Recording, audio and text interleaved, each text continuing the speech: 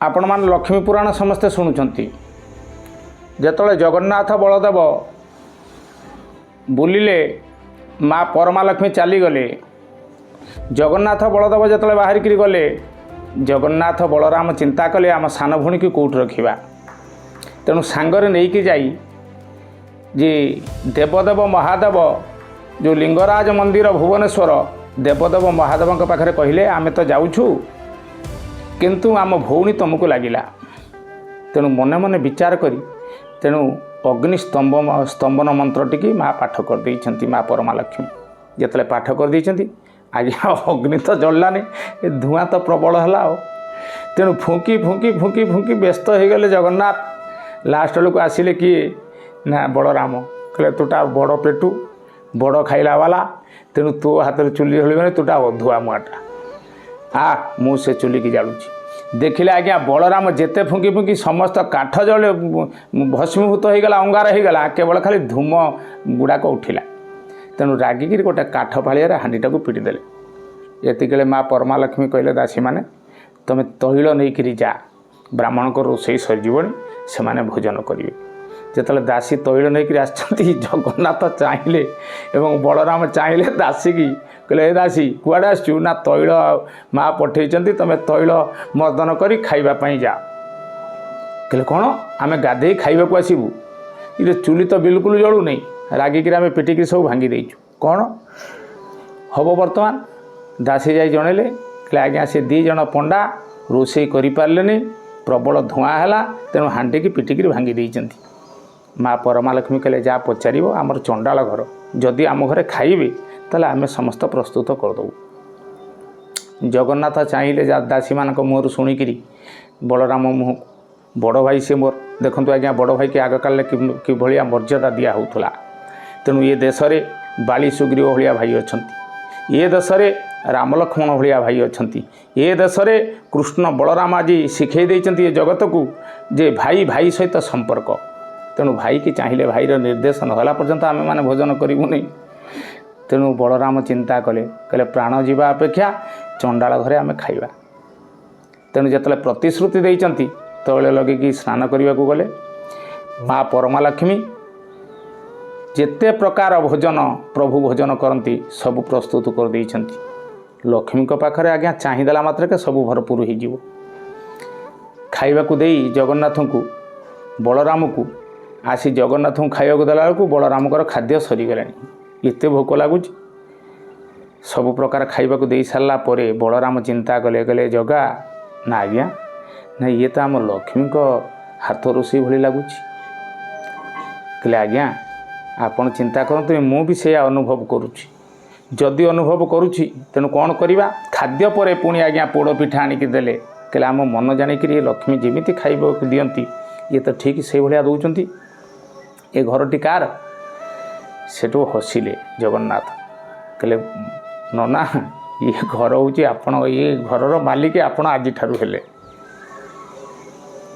ताले कौन करवा ना भितर जे अच्छा से होती लक्ष्मी ना जगन्नाथ तू जा क्षमा माग जा तो होती आम बड़ दौड़ को लेकिन जीवा आज्ञा जगन्नाथ आगरे पछर अच्छा बलराम भितर को पशिले देखिले माँ परमालक्ष्मी कांदी पकेले आखिर धार धार लुह झरी पड़ा माँ परमालक्ष्मी कर माँ परमालक्ष्मी कहले मु तो चांडालुनी मु बड़ दौड़ को जीवी किपरि ना जा हो दोष क्षमा कर स्वामी दोष को क्षमा करती देढ़शुर दोष को क्षमा करती तेणु क्षमा करी माँ परमालक्ष्मी कहले देख मु टिके आगु शुणिली आपड़ जो कहले ये घर मालिक होती आपण जदि मो देढ़शुर हेले घर मालिक सेठी तो मोर स्थान नहीं ना तम ना आज से मंदिर ना हम श्री मंदिर श्री होती लक्ष्मी लक्ष्मी पद्मा लया पद्मा कमला श्री हरिप्रिया इंदरा लोकमाता माँ क्षीराब्धि तनया रमा लक्ष्मी एत गुड़े ना अच्छी ता भर श्री अच्छी आज्ञा तेणु से श्री ना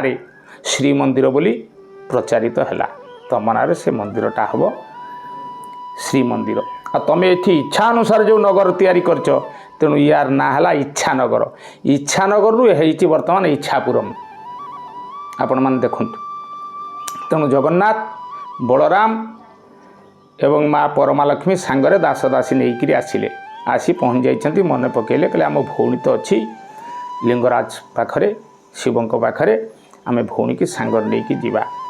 ମା ପରମାଲକ୍ଷ୍ମୀ କହିଲେ ମୋ ଗେଲି ଭଉଣୀ କିପରି ଅଛି ଚାଲନ୍ତୁ ଦେଖିବା। ଯାଇ ଦେଖିଲେ ଯେ ଆଜ୍ଞା ଘରଟା ଶୂନ୍ୟ, ସୁଭଦ୍ରା ନାହାନ୍ତି। ଚିନ୍ତା କଲେ, ଦେବଦେବ ମହାଦେବଙ୍କୁ ପଚାରିଲେ, କହିଲେ ଆମ ଭଉଣୀ ସୁଭଦ୍ରା? କହିଲେ ହଁ ସିଏ ତ ଥିଲେ ଏଠି, ମୁଁ ତ ଦେଖୁଛି କେତେ ଦିନ ହେଲା ଏଠି ନାହାନ୍ତି। ତେଣୁ ମୁଁ ଭାବିଲି ବୋଧେ ଶ୍ରୀମନ୍ଦିରକୁ ଯାଇଛନ୍ତି ଭ୍ରମଣ କରିବା ପାଇଁ। ତେଣୁ ଧ୍ୟାନରେ ବସିଲେ, ଧ୍ୟାନରେ ବସି ଜାଣିପାରିଲେ ଯେ କନ୍ଦରାସୁର ମୋ ଭଉଣୀକି ସୁଭଦ୍ରାକୁ ନେଇକି ଯାଇଛି। ତେଣୁ ବିଚାର କଲେ ନାରାୟଣ, କହିଲେ ମୁଁ ନାରାୟଣ ସେନାକୁ ଡାକୁଛି। ବଳରାମ କହିଲେ କାହିଁକି ତୁମେ ନାରାୟଣ ସେନାକୁ ଡାକିବ? ଶିବ କହିଲେ ମୋ ସେନାକୁ ଡାକିବି? କହିଲେ ନା, ପାର୍ବତୀ ସେନା, ଶିବଙ୍କ ସେନା, ନାରାୟଣଙ୍କ ସେନା ସମସ୍ତଙ୍କୁ ବନ୍ଦ କରିଦେଇ ବଳରାମ କହିଲେ ତମେ ଯା ଶ୍ରୀମନ୍ଦିରକୁ, ମୁଁ ଯାଉଛି ବର୍ତ୍ତମାନ କନ୍ଦରାସୁର ପାଖକୁ। ଯାଇ କନ୍ଦରାସୁର ପାଖରେ ପହଞ୍ଚନ୍ତି। କନ୍ଦରାସୁର ସହିତ ପ୍ରବଳ ଯୁଦ୍ଧ ହୋଇଛି। ଯୁଦ୍ଧ ହେଲା ପରେ ଗୋଟିଏ ବିଧା ବଳରାମ ମାରିଛନ୍ତି, ପଡ଼ିଯାଇଛି କନ୍ଦରାସୁର। ପଚାରିଛି ତମେ କିଏ କୁହ? କିନ୍ତୁ ମୁଁ ବର ପାଇଥିଲି ଯେ ଜଗନ୍ନାଥର ଭାଇ ବଳରାମଙ୍କ ହାତରେ ମୁଁ ମରିବି, ତମେ କିଏ କୁହ? ନା ମୁଁ ହେଉଛି ବଳରାମ। ନା ପ୍ରଭୁ, ମୋର ତ ପ୍ରାଣ ଆଉ ଅଳ୍ପ ସମୟ ପରେ ପଳେଇବ, ତେଣୁ ମୁଁ ତ ଯିବା ପୂର୍ବରୁ ଗୋଟିଏ ଅନୁରୋଧ ଆପଣଙ୍କୁ କରୁଛି। ନା କ'ଣ? ନା ମୋର ଗୋଟିଏ ଝିଅଟିଏ ଅଛି, ତା ନାଁ ହେଉଛି ତୁଳସୀ। ସେ ସୁଭଦ୍ରାକୁ ଜଗିଛି, ତାକୁ ମୁଁ ଡାକି ଦେଉଛି। ଡାକିଲେ ତୁଳସୀ ଆସି ପହଞ୍ଚିଲା। କହିଲେ ତୁଳସୀକି ଆପଣ ଗ୍ରହଣ କରନ୍ତୁ, ବିବାହ କରନ୍ତୁ। କହିଲେ ନା ମୁଁ ବିବାହ କରିପାରିବିନି। ନା ଆଜ୍ଞା ମୁଁ ମରିଗଲା ପରେ ଏ ଝିଅଟା ଅନାଥ ହେଇଯିବ, ତେଣୁ ଆପଣ ତାକୁ ଗ୍ରହଣ କରନ୍ତୁ। ତେଣୁ ମନେ ମନେ ବିଚାର କଲେ ବଳରାମ। କହିଲେ ହଉ, ଯଦି ମୁଁ ଗ୍ରହଣ କରିବି ମୁଁ ସୁଭଦ୍ରାକୁ ନେଇ ବଡ଼ ଦେଉଳରେ ଛାଡ଼ିକିରି ଫେରିବି। ନା ଆପଣ ସତ୍ୟ କରନ୍ତୁ। ନା 3 ବାର ସତ୍ୟ କଲେ। ସତ୍ୟଟି ଅଟେ ସିନା ପରମ ପଦ, ସତ୍ୟଟି ବିଶ୍ୱ ପୁଣି ସର୍ବ ସମ୍ପଦ, ସତ୍ୟ ଉପରେ ପୁଣି ସତ୍ୟ ଉପରେ, ସବୁ ପ୍ରତିଶ୍ରୁତିଟି ସଚରାଚରେ। ସତ୍ୟ ହେଉଛି ଦୁନିଆରେ ଶ୍ରେଷ୍ଠ, ସତ୍ୟ ହେଉଛନ୍ତି ସନାତନ, ସତ୍ୟ ହେଉଛନ୍ତି ପ୍ରଭୁ। ତେଣୁ ସତ୍ୟ ଥିଲେ ଚନ୍ଦ୍ର ସୂର୍ଯ୍ୟ ଆତଜାତ ହୁଅନ୍ତି। ତେଣୁ ସତ୍ୟକୁ ଯେତେବେଳେ ପାଳନ କଲେ, ବଳରାମ ନେଇକରି ସୁଭଦ୍ରାକୁ ଛାଡ଼ିକିରି ଆସିଲେ। ଆସିଲା ପରେ ତୁଳସୀକି ଗ୍ରହଣ କଲେ। ଆଜ୍ଞା ସେ ଧାମର ନାଁ ହେଲା ତୁଳସୀ ଧାମ, ଯେଉଁଟାକି ଆପଣଙ୍କର କନ୍ଦରାସୁର ନାଁରେ ସେ ଅଞ୍ଚଳଟା ହେଇଛି ଆଜି କେନ୍ଦ୍ରାପଡ଼ା, ଯାହାକୁ ଆପଣମାନେ କେନ୍ଦ୍ରାପଡ଼ା ବୋଲି କହୁଛନ୍ତି। ସେଠି ବଳରାମଙ୍କର ମନ୍ଦିର ଅଛି। ଆଜ୍ଞା ବଳରାମ ସପ୍ତଫେଣ୍ଡେ ଦର୍ଶନ ଦେଇଛନ୍ତି ତୁଳସୀକି। ତୁଳସୀ ଦେହ ତ୍ୟାଗ କରିଛି, ତେଣୁ ସେ କ୍ଷେତ୍ରଟା ନାଁ ହେଲା ତୁଳସୀ କ୍ଷେତ୍ର। ଆଉ ଆଜ୍ଞା ଆପଣମାନଙ୍କ ସମ୍ମୁଖରେ ଆଜି ଏତିକି। ପୁଣି ପୁନର୍ବାର ଦେଖା ହେବ। ଓମ୍ ଶାନ୍ତି, ଓମ୍ ଶାନ୍ତି, ଓମ୍ ଶାନ୍ତି।